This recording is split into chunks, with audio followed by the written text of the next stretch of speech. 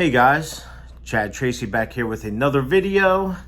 I had 18 and a half years in before I was terminated by New Jersey DOC for 2 officers that falsified, and I've been fighting for my job ever since.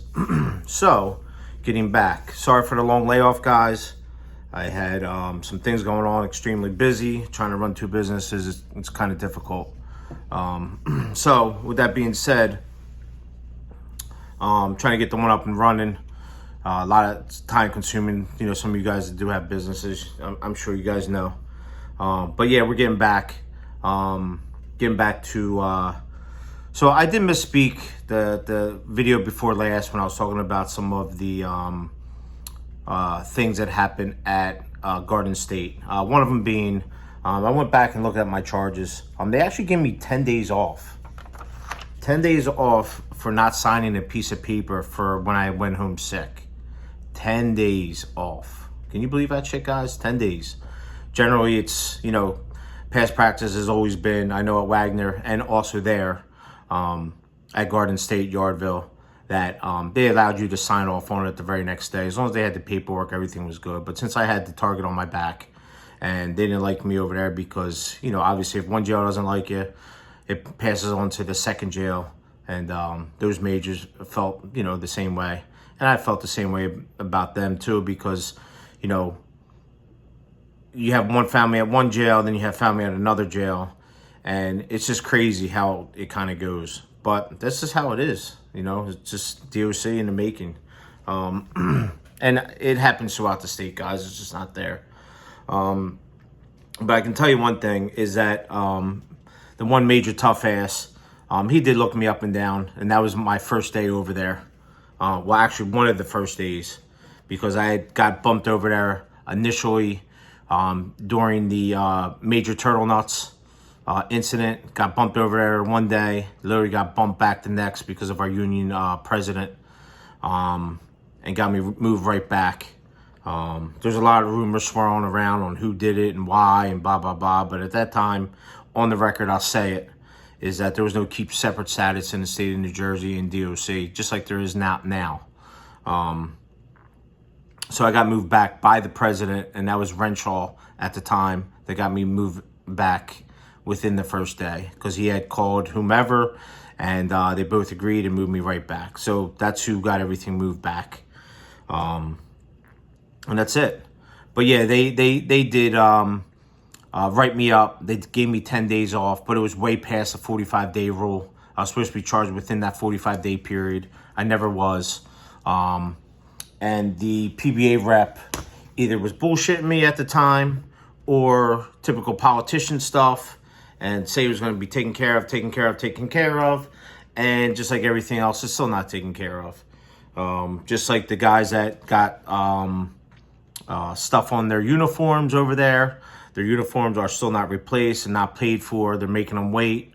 Some kind of bullshit union stuff that they're trying to say, that you give them an opportunity to, you know, pay for it and so on and so forth. Meanwhile, the officers are still waiting over there. Also, you have, I don't know what the administrators are doing over there, but they're definitely not following up with officers and making sure the officers are good. But I'm sure they're following up with the inmates, making sure the inmates are good. Congratulations on the new administrator. Congrats, it's well deserved. I know you'll take care of business up there. So you had the major that gave me the 10 days off. Major tough ass. He's now retired. Finally, good job. Yeah, he was the one that charged me, along with the dirty major over there. And so getting back, so like DOC, you guys are doing this rapid hiring or whatever the hell you guys are calling it, and you guys are preaching like on the New Jersey DOC website that you're preaching the honor, integrity, dedication. But let me ask you a question: how can you guys preach that when you have a major, right, at Garden State that doesn't shave, doesn't get his hair cut, doesn't brush his teeth, uniform looks like he rolled around in the dirt pile all day long, pants are dirty, pants aren't bloused, and shoes aren't shined? So you got the new officers coming in from the academy, all gung-ho, you know, and everything else. And you got a major doing lineup, or not even doing lineup. I believe the lieutenants were doing lineup. I don't know anymore. I never really looked into it. But at my time, when we had lineup, the lieutenants would walk down, or lieutenants would do the lineup, call out the names, and you have the sergeants coming down looking at the uniforms, make sure everybody's squared away with the vest and blah, blah, blah. But you got a major walking around there with no vest on. So how's he, like, how are they enforcing a uniform policy when you have a major that doesn't even wear his vest? And that same major goes out for lunch pretty much every single day with one officer, which I don't know how that is able to be done. How's that officer allowed to go out for an hour, half hour, 45 minutes, and nothing is being done? And then you also have a internal affairs guy, SID guy there, that I guess he's part of the clique, because he was the one that said that he was the lead investigator in my case, which that was a fabricated lie. I guess he's looking past all that, because it was brought up before, and I know SID's watching, so there's something for you guys to investigate. I'm giving it to you like on a golden platter. All you gotta do is look back on all the camera footage that you guys have in the last 30 days, 45 days, whatever it's collected, and look on there and see how many times a week they go out for lunch, because it's all there.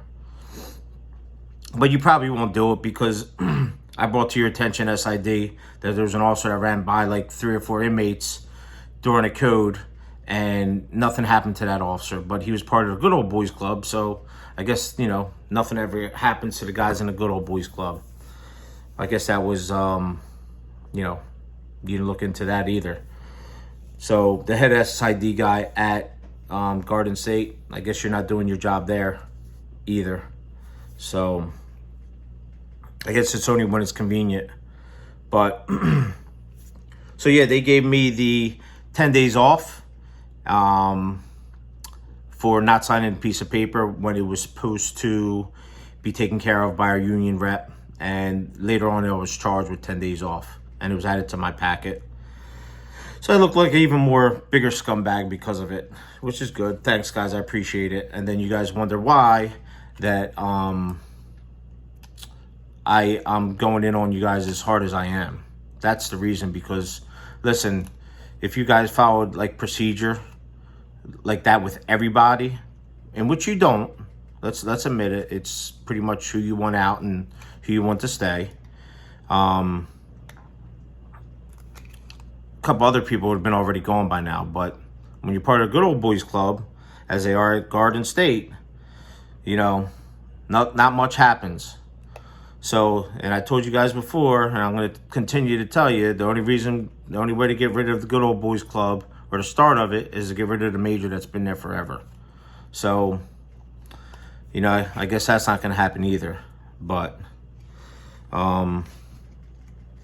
yeah, so let's move on. So I just wanted to clarify that I did get the 10 days off, and it was added to my packet, and they lied. And not only, I mean, they lied. I mean, come on, man. Like, you should have just been straight up, like, I'm just going to charge you, and, you know, so on and so forth. But not to mention that there was a lieutenant too, a little short guy, a little short, like, he was like, I don't know, 5'2" or 1, or I don't know, 4 or 5. I don't even know how tall. He was a short guy.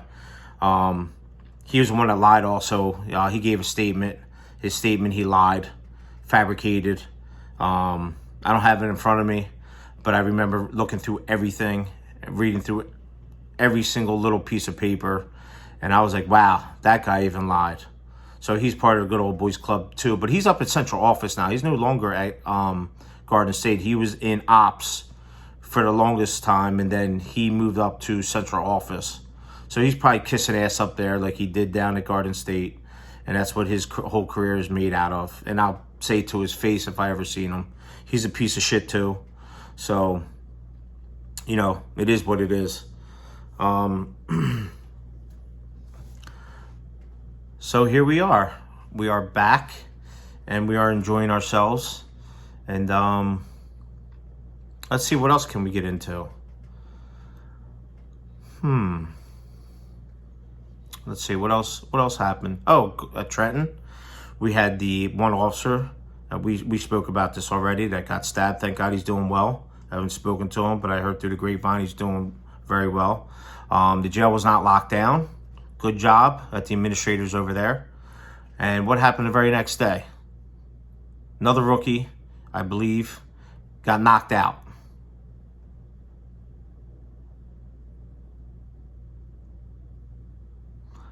I guess maybe if the jail was locked down, that wouldn't have happened. But that's what happens when you got administrators with no backbones, or you got central office that coddles and caters to inmates.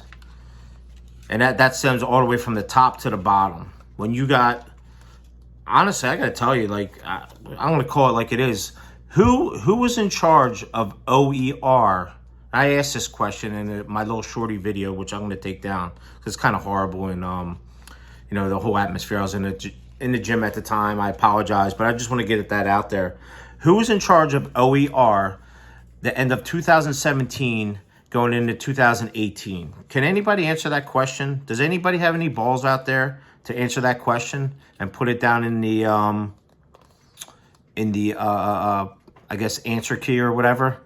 Who was in charge of OER 2017, 2018? Who can answer that question? Because I'm intrigued. If you don't know what OER is, that's a person that's in charge of like the officer's charges, like who gets charged with what and how to go about it, and if they okay it, and so on and so forth. So generally they always have an attorneys in those positions, so they can decipher the wording and the verbiage and all that good stuff. So question, guys, who was in charge of OER 2017, 2018? That's my question. Can anybody answer that? Please answer it down below, because I need to know. I would love to know, and it's intriguing to me. So maybe somebody can help me out there. I'd really, really appreciate it. So that's about it tonight, guys. We got a little short one tonight, but we're going to be right back on the grind. Expect another one this upcoming weekend. We'll get it out on Saturday. What's today? Thursday? Today's Wednesday. Yeah, I'll be getting out one tomorrow by 11 or earlier. And then we will get another one out there Saturday morning, Sunday morning. And we're going to start off the week well. We're going to get one up probably Sunday. I want to go live. I'm trying to go live maybe Friday night, guys. Friday night. Man, you know what? Why don't we go live tomorrow night? Let's go live tomorrow night at 9 o'clock sharp. 9 o'clock sharp tomorrow night, which is Thursday. 9 o'clock, 9 p.m. We're going live. Let's see if anybody has any questions, comments, questions. If anybody wants to reach out to me, be my guest, you are able to reach out to me, or you're allowed to speak to your wives and have your wives ask questions. That policy that they put in front of you, it actually violates your civil rights, guys. But I don't know if you guys are aware of that or not. You guys should look into it. And if any of you guys get charged with that, you take it all the way up. And I guarantee you guys will win that in not Superior Court, in Supreme Court. I guarantee you guys will win, because they're violating your rights and they shouldn't be. So if you guys want to talk, or if your wives want to talk for you, they can reach out. Or if you have a family member or friend that want to speak for you, that's one way to do it. They can't hold you guys hostage like that. I know you guys want to talk. A lot of guys don't want to come on camera, though, because they're afraid of the repercussions, obviously, because of that policy that DOC has put out. And I don't blame you guys. It's not worth losing your job. But, hey, listen, there's always that person in there that's going to fight the fight and is going to win at the end. So They are violating your rights. Look into it. Trust me when I tell you. I read through their policies, and I'm not an attorney, but I did have a couple attorneys look through everything. And the attorneys uptown that made that policy, it violates their rights also. So that's it, guys. That's it for tonight. And I hope to see you guys soon. It's Chad Tracy. I was employed by New Jersey DOC for 18 and a half years before I was terminated wrongly for allegedly calling 2 officers a pussy and a faggot, and I allegedly threatened them. DOC will not reopen it as of yet to look through all the paperwork and have an independent person look through everything. I went through a lot of trial and tribulations with my life. Lost a lot of stuff. Family being the most important to me. All the other stuff will come and go. Family being the most important. And that's it, guys. Enjoy your time. Enjoy your time with your families most of all. And even the guys that lied on me. It's water on the bridge. No hard feelings. It's already forgiven. Never forgotten. Always forgiven. And that's how you move on in life, guys, right? So, I'll see you guys soon. Tomorrow, 9 p.m. sharp. Be there or be square. All right, guys, you take care. See ya.